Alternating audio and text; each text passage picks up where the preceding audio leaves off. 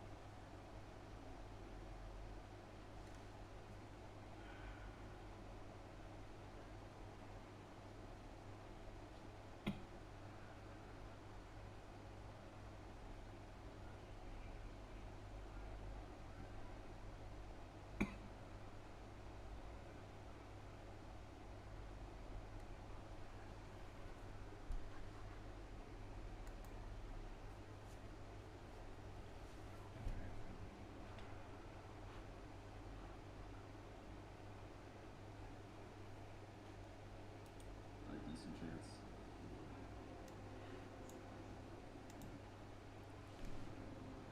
You've beaten the full game before, but you can't do it this time, meta.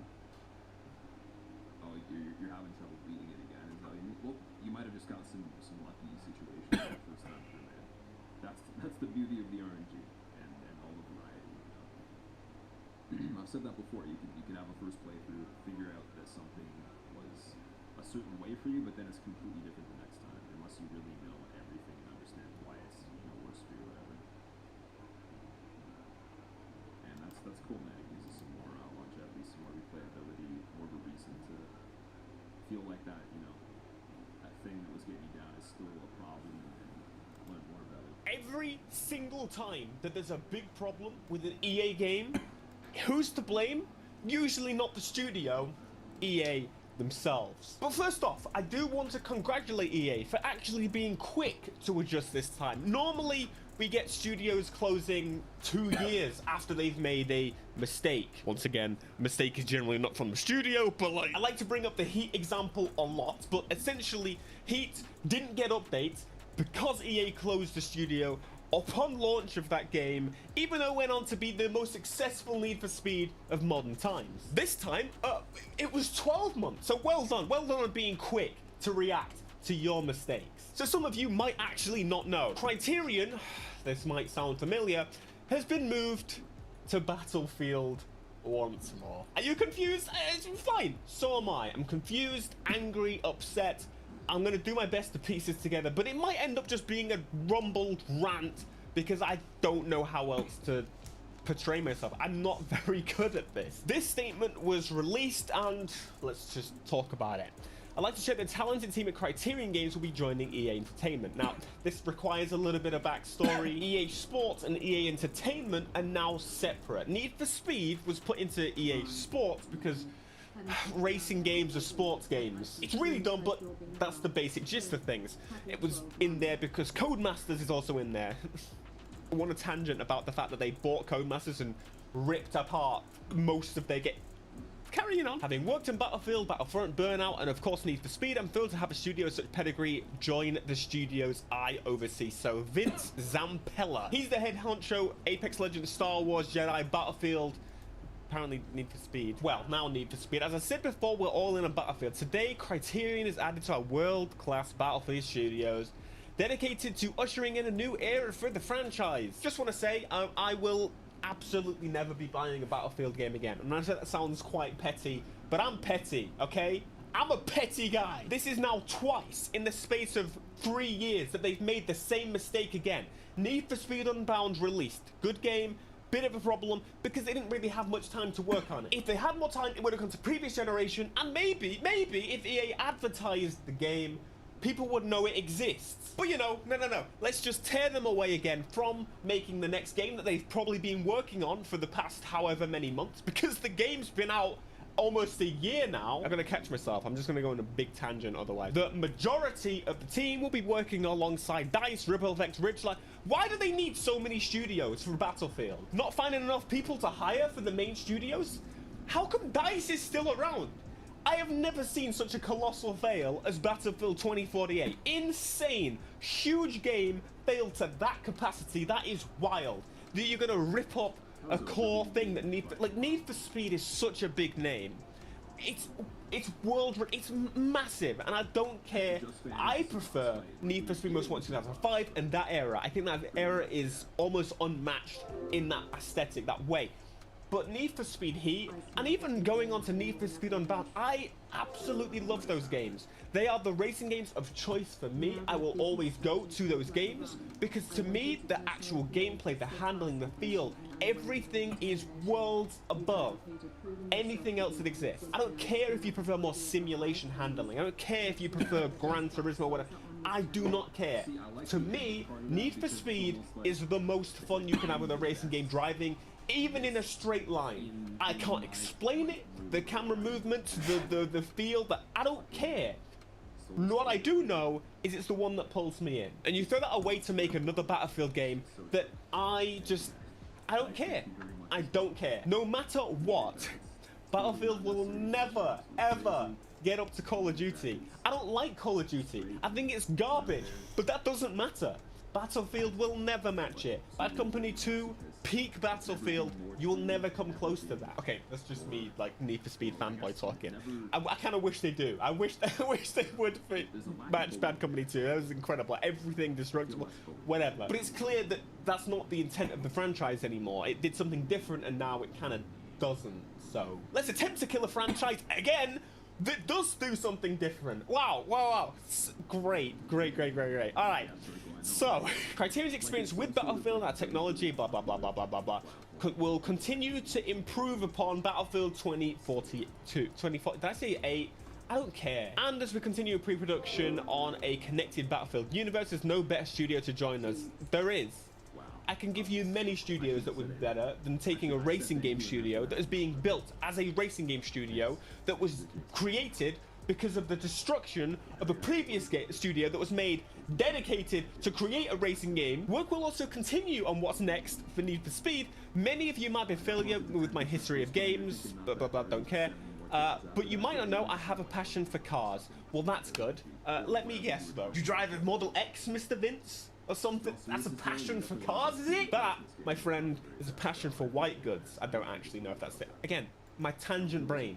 This is how it works. Which also makes Criterion a perfect match for me to explore another genre in gaming that I love. I really do hope this man loves racing games to the level that we do. I really hope he's not going to be like, I love racing games. I play Forza Horizon.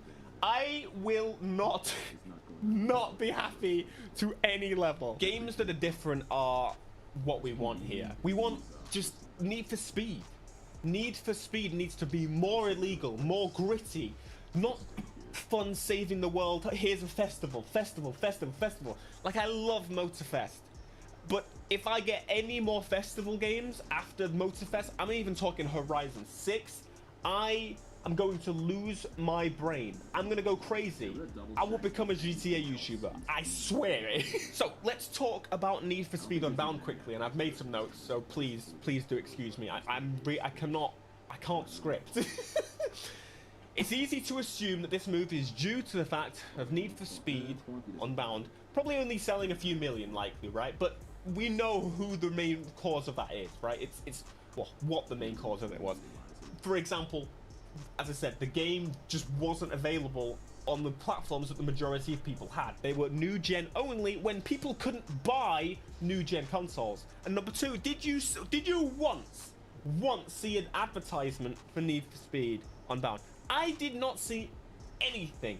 And that obviously is an EA call. Now, the reason this really affects me the most is, again, I know these people. Like, I've met them and I've known them for 7 years or plus, right?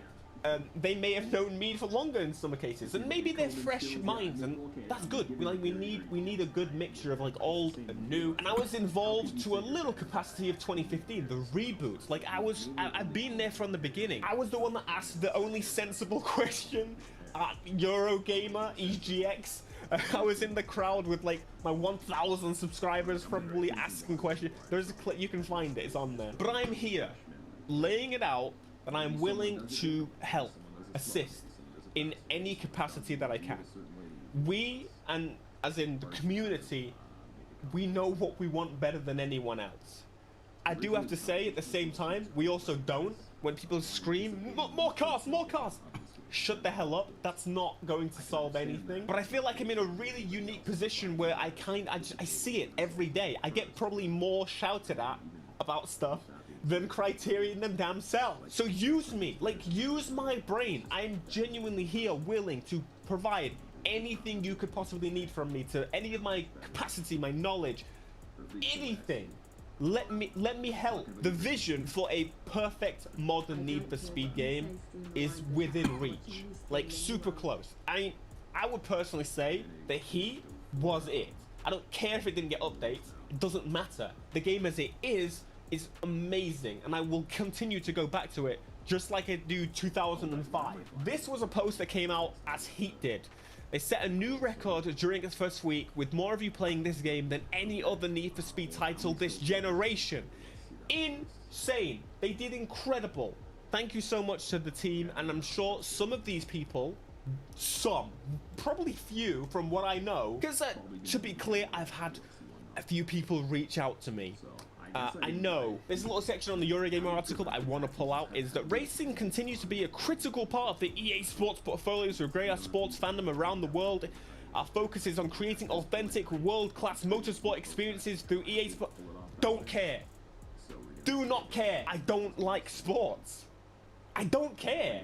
Like, if I want to play motorsport game, okay, I will play Gran Turismo, Forza Motorsport. Those categories, that category of motorsport is hell. Sure, you're gonna do rally, and I'll check out. I'm gonna check out WRC or Dirt Rally 3. Is, you know, what it is. I'm excited for it, but there is no way in hell that it's gonna fill any kind of gap that's left by the missing of Need for Speed. There's nothing like it. It's gonna become an F1 person all of a sudden. I don't care. It's just not the same, is it? You've left a colossal gap in the market if you really throw this in the bin. Now, one other thing I wanted to bring up, really interestingly, I put a quite angry tweet out when this all came out. I didn't say the most successful Need for Speed ever made. That's not exactly what I said. I said Killing Ghost Games after the most successful Need for Speed possibly ever made. I saw the possibly. He sold incredible numbers. Andy Blackmore joined in. So if you don't know Andy Blackmore, he worked on pretty much all the big Need for Speed games we remember from the black box era. Huge. Insane that he got involved. But he was then giving numbers about this after saying that he sold incredible. He has no idea. He doesn't see the stats. However, leaked PSN stats that these are really limited numbers. These are PlayStation only, and likely usually PS4 only. This is how many players launched the game. Need for Speed 2015 did 9.7 million before, and this does not include sales still to this day. This was 4 years ago. There was a cutoff period of like a year when this came out. This leak was huge. I even covered it when it happened. 2015 definitely sold over 10 million, and I have said it sold 15. There's Xbox numbers out there. It's pretty easy to assume that this thing sold similar or maybe better than those older games did. And if we go back to this, saying that it was the biggest launch, Heat was just unparalleled in size. It was huge from every angle. From my viewership angle, like I could see, it was crazy. And ultimately, it was like a better game. But anyway, the point of this, I don't understand why we're fighting. This is not the discussion. It doesn't matter. Like, I'm just as mad that Black Box closed down as Criterion being once again pulled from the game. They shouldn't even had it, in my opinion. It should have still been Black Box, and in combination maybe with Criterion, not just stripped away from it. Doesn't matter. We're literally on the same team. Why are we arguing? It doesn't make any sense. Like, I get it, you worked on those, and so those are better. Like, I get it. This is not an argument with you. Just doesn't make any sense. So I wanted to bring you guys here. This is maybe a stretch, but they do have a whole bunch of openings, and they've had them for a while, a lot of them, and it kind of makes sense that they just didn't really have the manpower, woman power to create the big game that they want. Like, that's why Need for Speed is kind of being pushed to the side, right? That's why they're becoming a support studio. Whatever. Maybe they should have a support studio? Well, they did. What happened to Codemasters Cheshire? Anyway, internships. There's even internships. I think I've kept it pretty calm, right? Normally, I would be much angrier and more hostile. I've taken the time this time to not just jump the gun, and ultimately, I just wanted to have this talk. I personally am feeling pretty empty, sad. Just, that's the best way I can describe it.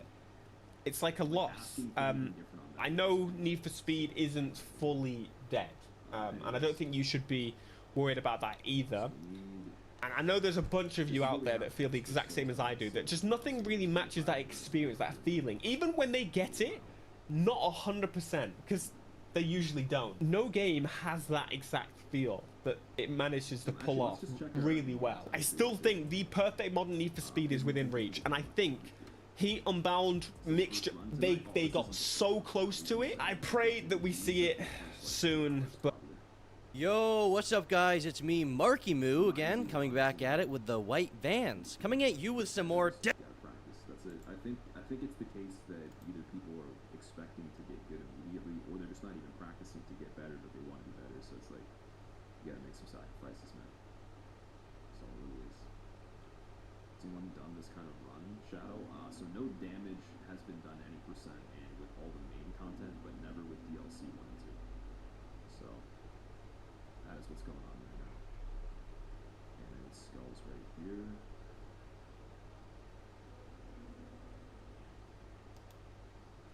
Probably should have a blossom that I use on the second part, but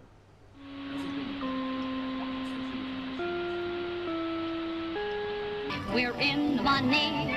Cruelty Squad is the kind of game that feels like it came out of a bad acid trip combined with salmonella-induced food poisoning, and I mean that as an absolute compliment. The point I knew I'd become addicted to Cruelty Squad was when I realised that I was fishing in a sewer. You see, one of the main money-making mechanics in this game is fishing. There's even a stock market where fishes go up or down in value. Anyway, at one point I had what alcoholics refer to as a moment of clarity, where I suddenly realised I was sitting in a sewer in a video game catching ugly mutated looking fish to make money off the in-game stock market. Also, I could buy an intestinal grappling hook just to be able to kill a governor at somewhere called the Kansas City Mega Mall.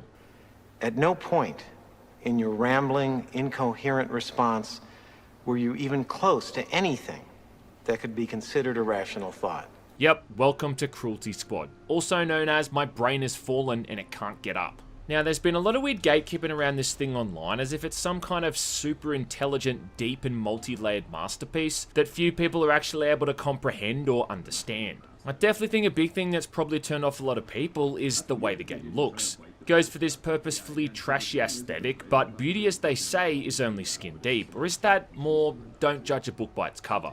Either way though, I can kind of understand that, because that's what originally turned me off playing this thing too. And to put it into perspective, the first time I died in this game was when I threw a toilet and the ensuing gas cloud that it left behind after exploding happened to kill me. There's shit everywhere! There's also deliberate traps just designed to mess with the player's head, along with it just being crushingly difficult and obscure most of the time. And look, if someone wanted to stop playing at any point there, that'd be perfectly understandable. But they would be missing out, I think, on one of 2021's most unique games, and also one of the most effortlessly unique games too. Cruelty Squad looks like what happens when you try to run a 30-year-old game on a modern PC and none of the textures load in properly and the music doesn't play correctly. Yeah, the music in this thing, my god, some of these tracks are going to be burned into my brain for the rest of my life.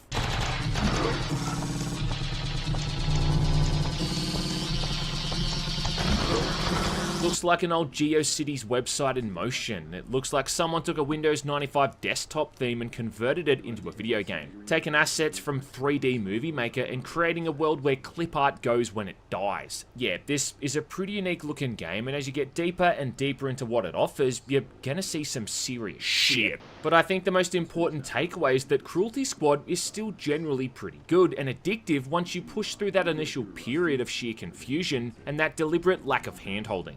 This is where you take the red pill and you see how far this polluted rabbit hole goes, because at this point it opens up faster than your mum's legs do after a couple of dirty martinis. I try to keep a low profile. On the surface it looks like an LSD nightmare, and it still is in a lot of ways. Wasn't until I'd played for about 5 or 6 hours that I even found out that those borders around the screen indicate what difficulty mode you're playing on. But outside of its presentation, it is a pretty simple game on the surface. It's described as an immersive sim, which is mostly true, but I'd more compare it to Deus Ex with better shooting and more of a focus on combat. There's not really any stealth in the game outside of just being able to lean around corners and get away with killing people with silenced weapons until you're detected. You can interact with elements in the environment like vending machines, slot machines, and trash cans, but it's never necessary to proceed. You're not going to be hacking into computer systems and clearing out someone's bank account, or having meaningful conversations with NPCs that are going to affect the outcome of the story. Oh my god, Daddy! What a shame. You're not even punished for taking a lethal approach either with your targets, and it doesn't really seem to matter either if you go around murdering these innocent NPCs. In this, you're playing as a mercenary who kind of looks like Dennis Rodman from Double Team, living in a world made of garbage, what we call in Australia Western Sydney, carrying out hit contracts for this huge conglomerate that employs you, given your basic objectives by this guy who kind of looks like Slimer from Ghostbusters wearing a baseball cap. There's 13 main missions in the game, all sending you to a different location to kill off your targets. And while the concept itself might be simple, Cruelty Squad really just hands you the keys to the toy box and lets you go wild. About the only hand-holding you're given is that you can see a red crosshair indicating where your target is on the mission, but that's about it. Although you begin with only a pretty basic silenced pistol, there's upwards of a couple dozen weapons throughout the entire game, most of which you're going to have to find and unlock. There's shotguns, submachine guns, sniper rifles, a rocket launcher, or how about a gun that turns an enemy inside out, leaving behind nothing but their inverted body parts, which looks like a prolapsed anus. I doubt anyone's going to find all of these on their own either, and even after I'd finished all of these main missions, I still had a whole heap of them left to unlock. Surprisingly to the shooting, it ain't all that bad. Enemies move around erratically, but they also go down easily with a headshot. So it's serviceable outside of a couple of really annoying enemies. One of them literally being a rat that poisons you because that's fun, and then a giant golem thing that survives like a bazillion bullets to its face. About the only thing I don't like here is how you've got to reload by pulling the mouse downwards, which just kind of feels clunky during combat, but I think overall it's a pretty solid system. I mean, even the basic shotgun in this is pretty fun to use. The weapons feel like they do enough damage relative to what they're based off, so an LMG or a fast-firing automatic rifle shreds through enemies like a pisshead shreds through a late-night kebab, as it should. And a rocket launcher does a great job at turning a room full of NPCs into a room full of blood puddles and severed body parts. Then you've got all of the equipment and these implants, and this is where it basically turns into Deus Ex meets body horror, with all these little icons for all of these abilities that look like they were made by someone in MS Paint. These are pretty standard upgrades in terms of how they affect the gameplay. You got things like double jumping called gunk boosters, which puts holes in the bottom of your feet that shits out toxic waste whenever you use it. No, seriously. You've got a med kit, there's grenades, night vision goggles, goggles that highlight NPCs through walls, or how about the nightmare goggles, which don't seem to do much more than make it look like you're seeing the world through Satan's butthole. You can improve your legs to increase the jump height too, to the point that you can leap tall buildings in a single bound, just with the downside to that being some pretty epic fall damage. Well, yeah man, the fall damage in this game is insane. I mean, for a character who can be customized in so many ways, it is a bit annoying that he's got some of the most fragile ankles in all of gaming. There is an implant that removes fall damage, but it takes up the same slot as body armor does. So, do you keep it on and jump around like a complete asshole, or swap it out for something like the armor to make yourself more resilient? Well, these are the kind of hard-hitting decisions that Cruelty Squad forces the player to make from mission to mission. The more protection armor offers though, the more it also slows down your movement speed, and on top of that, different weapons weigh more than others, making you move even slower. And I swear that devs put 2 armor pieces in here just to mess with the player. for these 2 armor pieces in the game that offer up the most protection and don't slow you down. One of them severely inhibits your vision with these fleshy walls on each side of the screen. And if there's a better representation of what being born might look like in a video game, well, I've yet to see it. And then the other one replaces your hands with these large balls and prevents you from using any weapons. And all I can say in regards to both of those is, well, fuck. I think the most useful implant is definitely the grappling hook, which is supposed to be your intestines, but to me it looks more like an umbilical cord. It even has its own physics, bouncing you up and down and launching you up into the air if you time the release just right. This is an implant that I think is almost essential, and it puts into contrast just how needless some of the rest of them are. Like, I didn't even use some of the grenade types, and I didn't even bother with things like the stealth suit or the camouflage. Jumping implants just makes traversal so much easier, and they really are